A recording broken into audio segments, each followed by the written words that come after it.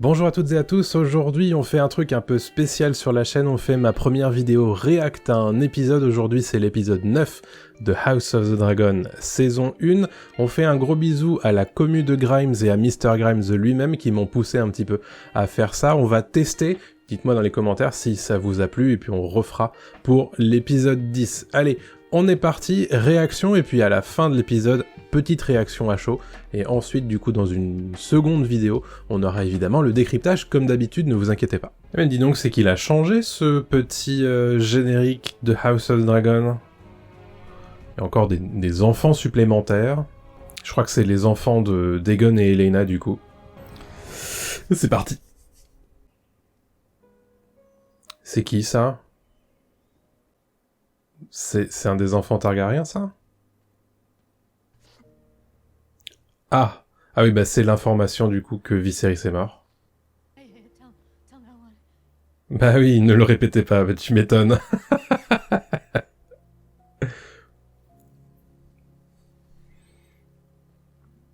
À qui on en parle? Bien sûr, au stratège en chef, à Papy Otto.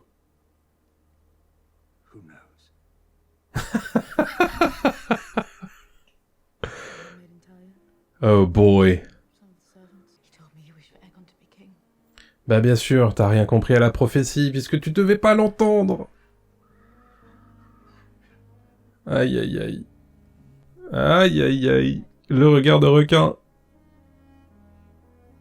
Qu'est-ce qu'il nous réserve pour cet épisode 9? Aïe aïe aïe. Bon, par contre, Ramin Djawadi, c'est masterclass sur masterclass hein, sur cette saison. Merci pour ça.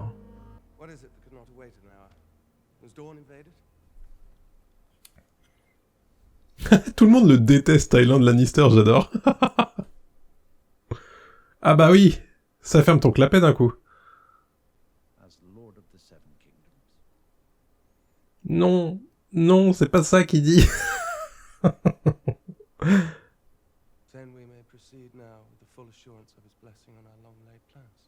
Pardon? Quel plan?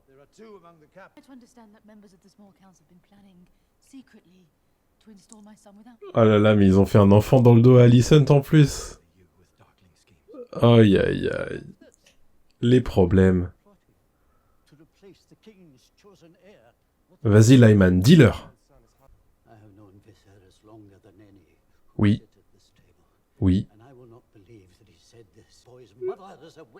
Il est en train de nous faire une Vaemond. Mais oui Lyman, bien sûr. Ouh, il dit les termes.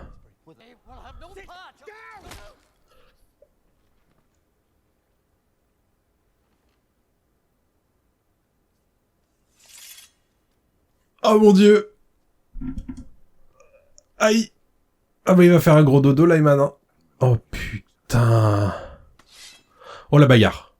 Oh oui, baisse ton arme.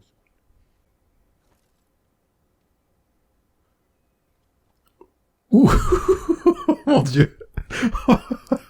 Je me suis arrêté de respirer un instant. Oh putain. Otto, mais putain, de pire en pire, quoi. Bon, on va laisser le cadavre là pour que vous sachiez un petit peu ce qui va vous arriver si vous n'êtes pas d'accord avec moi. Mais oui, Harold, bien sûr. En voilà un homme bon. Oh là là là là, mais quel BG. Ah, il va pas se faire tuer, j'espère quand même. Oh, la gueule de Kristen. Reste en place, toi. Reste tranquille. Ok.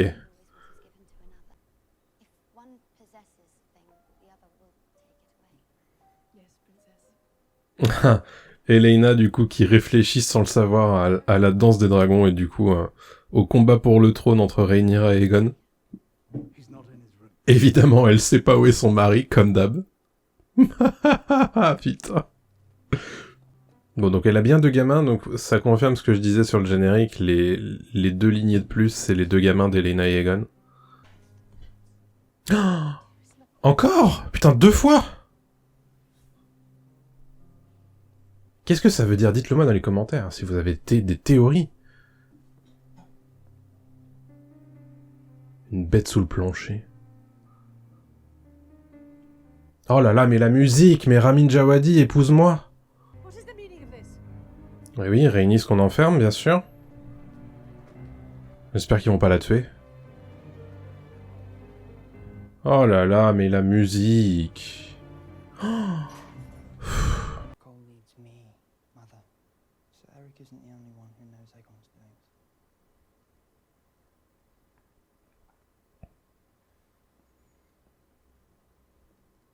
Et je crois que c'est la première fois qu'on entend Aemon dire autant de mots en une seule phrase.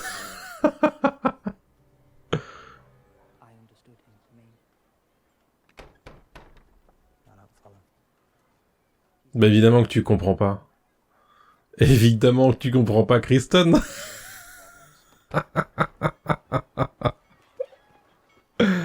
Ah là là. Ah, c'est la meuf qui l'a dépucelé. Yes. Oh bah il y en a, ils hésitent pas une seule seconde. Hein. Ok, ok, bon bah ça, les plans ont changé. Allez. Oh là là, les problèmes. Le Lord Caswell est là.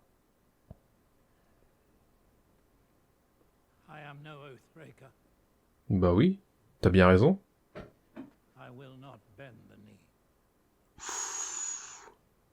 Mais tu vas perdre ta tête du coup, j'imagine.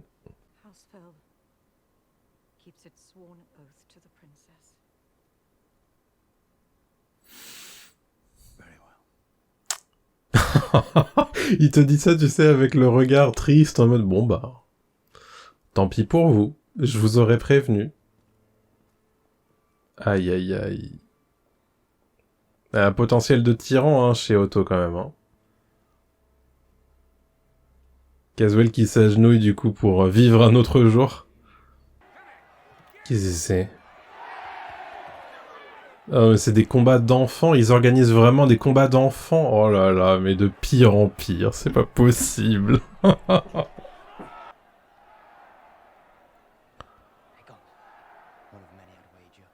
Ouais, donc voilà. Donc c'est bien ce que je pensais dans les théories, ça a l'air d'être un bâtard d'Aegon. Du moins, en tout cas, c'est ce que l'un des deux jumeaux Cargail pense. Allez, il est l'heure de partir tranquillement, monsieur Caswell, sans trop faire de bruit. Ah oui, donc en fait, Aemon veut être roi.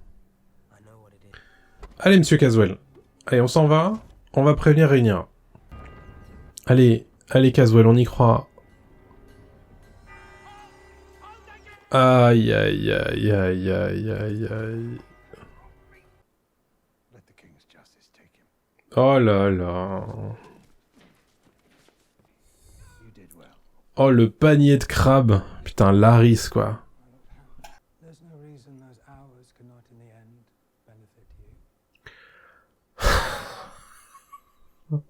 Ah non, mais Larry, c'est vraiment genre... il n'en a rien à battre, quoi. Zéro loyauté, peu importe. C'est ma gueule et personne d'autre. À l'aide. Ah, qu'est-ce qu'elle s'exprime bien, quand même, Rhaenys. Ah là là, mais elle est maline, en plus. Ah là, qu'est-ce que je la kiffe. Mais c'est le retour de Miss Arya.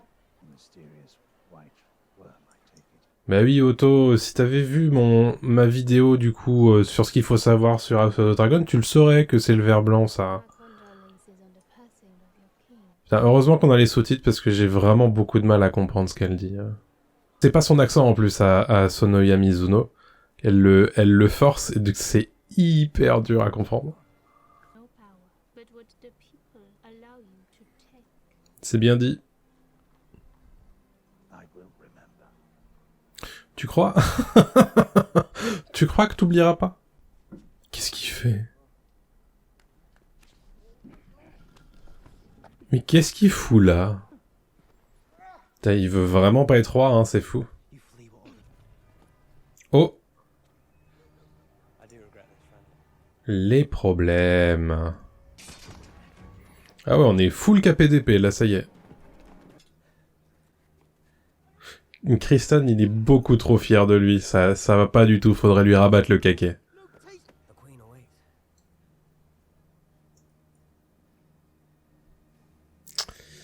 Tu n'auras pas ce que tu veux, Egon. Désolé. Mais Aemon non plus, du coup. Désolé aussi. Ah oui, non mais il y a vraie rupture, en fait, entre Otto et Alicent, là.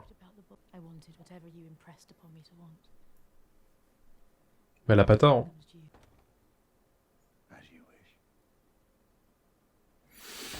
Hmm.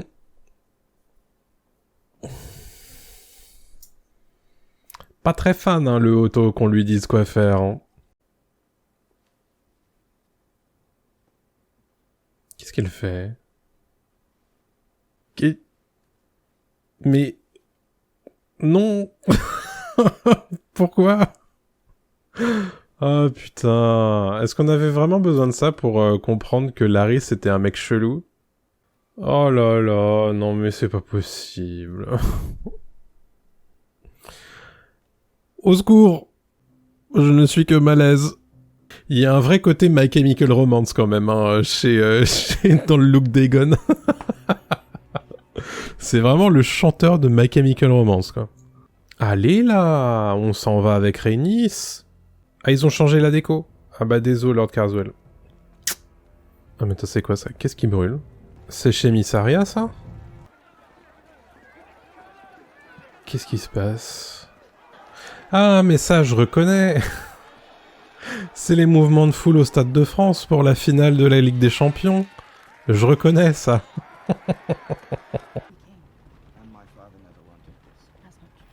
Il a pas tort. Il a pas tort.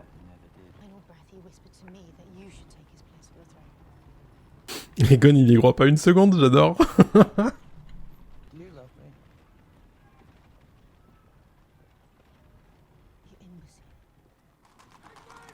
Elle dit pas oui, hein. Elle dit pas oui. Regardez-moi ça, tous ces supporters qui n'ont pas de billets pour entrer dans le stade. Ah, ça fait du monde, hein. Ah, quand même. Les gens ont l'air contents. Allez, bougez-vous les gueux. On dégage.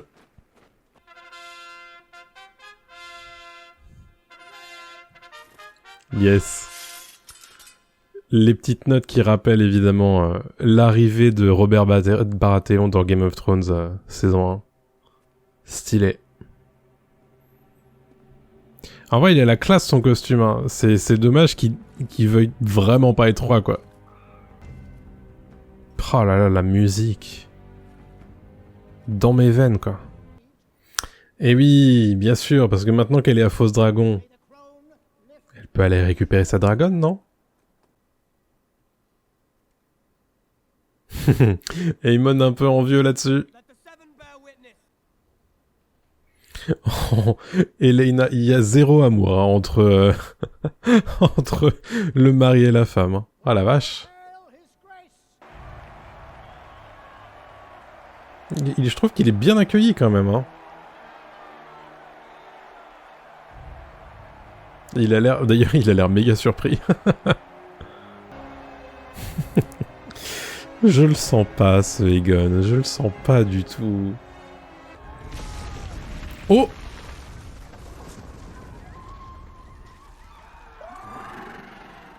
Ah putain, c'est Méléis, c'est Rhaenys. Oh là là. Oh là là, les problèmes. Ah, c'était donc ça, ce plan. Je me disais bien que c'était lié à un dragon. Oh là là, mais c'est Godzilla, le truc. Incroyable. Putain, mais qu'est-ce qu'elle va faire? Un petit coup de Dracarys et c'est fini, hein. Regardez-moi la taille du bestiau, quoi. Allez, bouffe-le, bouffe-le. Bouffe-le qu'on en finisse.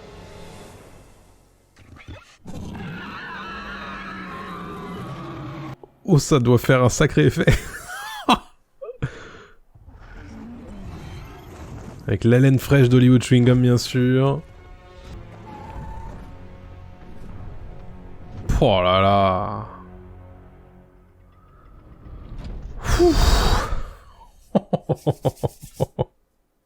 Mon rapide avis à chaud sur cette diffusion de l'épisode 9 de House of the Dragon. Épisode 1, c'est un épisode 9 qui peut-être va être un petit peu décrié dans la communauté un peu Game of Thrones qui s'attendait à un truc de malade dans cet épisode 9 comme la plupart des épisodes 9 de Game of Thrones. Ici, on est vraiment sur quelque chose qui monte en tension et qui au final, voilà, il y a des trucs un peu surprenants, il y a des trucs un petit peu foufou, il y a des morts bien sûr, et rien de très capital peut-être qui saura peut-être marquer les esprits. Le truc le plus important évidemment de cet épisode 9, c'est le couronnement d'Aegon et puis le départ de Rhaenys du coup sur Meleis. J'ai beaucoup aimé cet épisode. Alors évidemment on aura l'occasion d'y revenir dans un décryptage très prochainement sur la chaîne, mais beaucoup de choses à dire dessus. Pas mal de différences d'ailleurs avec le bouquin que j'ai noté, donc voilà, on y reviendra. J'ai beaucoup aimé quand même cet épisode, du coup, ce qui me fait dire que, a priori, le feu d'artifice de fin de saison, ce serait plutôt pour l'épisode 10, à moins qu'ils décident de faire ça dans la saison 2, ce qui serait intéressant, mais il va falloir marquer le coup quand même sur l'épisode 10. J'ai beaucoup aimé quand même cet épisode 9, faudra que vous me disiez, vous, dans les commentaires, si ça vous a plu, si vous avez été agréablement surpris, ou le contraire. Honnêtement, moi j'ai beaucoup aimé, parce que il y a vraiment ce côté tension qui te lâche pas tout au long de l'épisode, et je me demande en fait s'ils ont pas fait exprès d'avoir finalement un épisode qui n'est pas aussi dingue que les autres épisodes 9, justement pour surprendre. Et honnêtement, j'ai trouvé ça bien vu. De toute façon, il y a beaucoup de choses qui doivent se développer dans cette saison 1, et cet épisode 9 continue du coup, et ça y est, voilà, les germes de la guerre sont présents, puisque on a désormais Port-Réal et donc la couronne qui ne va pas au bon endroit, puisque on décide du coup de faire croire que Viserys a changé d'avis, ce qui n'est pas le cas, et donc on couronne Aegon plutôt que Rhaenyra. Rhaenyra que l'on ne voit pas évidemment de tout l'épisode, puisqu'elle n'est pas au courant de ce qui est en train de se passer, et donc on a très probablement un épisode 10 qui va se concentrer sur Rhaenyra et Daemon un petit peu plus tard, du coup, la semaine prochaine. J'ai trop hâte de découvrir de quoi il va s'agir. Franchement, ouais, c'est un régal chaque semaine de regarder House of the Dragon. Alors, on peut en parler juste vite fait. Les musiques de Ramin Djawadi dans cet épisode, encore une fois, c'est incroyable. Quel compositeur de ouf. Je suis vraiment trop content d'avoir fait ça. Qu'est-ce que vous avez pensé, vous, de cette vidéo ? J'ai besoin de savoir si ça vous a plu, si vous trouvez que c'est pas nécessaire et qu'au final c'est très bien d'avoir juste les décryptages. Dites-le moi dans les commentaires. Si ça vous a plu, on en refera un pour l'épisode 10, le final. Et puis évidemment, moi je vais commencer maintenant à travailler sur le décryptage de l'épisode 9, parce qu'il y a beaucoup de choses à dire. N'oubliez pas de vous abonner à la chaîne, de laisser un commentaire, un like, ça aide évidemment la vidéo dans le référencement pour YouTube. Abonnez-vous à la chaîne, activez la petite cloche, tout ça, suivez-moi sur les réseaux sociaux, et puis on se retrouve très prochainement pour le décryptage de House of the Dragon, épisode 9, saison 1, et ensuite il faudra aussi qu'on fasse le décryptage du trailer, sur nos théories sur le trailer de l'épisode 10. Allez, je vous laisse là-dessus, à très bientôt tout le monde, salut à tous.